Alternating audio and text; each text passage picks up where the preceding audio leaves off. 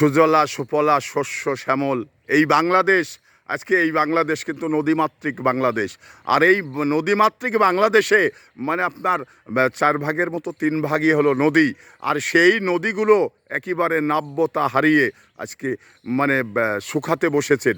তো সেটা কেন হচ্ছেন, এটার পিছনে যথেষ্ট মানে কারণ রয়েছে। সে কারণগুলো হলো আপনার আমাদের এই বাংলাদেশ আর একটি দেশের সঙ্গে যোগ রয়েছে।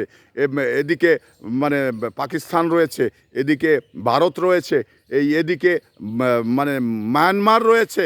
তো প্রত্যেকটা সীমানায় মানে ব্রিজ করে সুইচ গেট করে যা পানিগুলো ওই দেশ থেকে বাইরের কোনো দেশে আসতে দেওয়া হচ্ছে না। যার কারণেই আজকে এই বাংলাদেশের নদীগুলো একেবারে নাব্যতা হারিয়ে একেবারে শুকিয়ে গেছেন।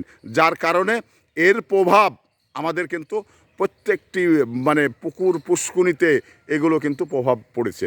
যার কারণে এগুলো একেবারেই শুকিয়ে গেছে, যা মাছ চাষ করার অনুপযোগী হয়ে গেছে।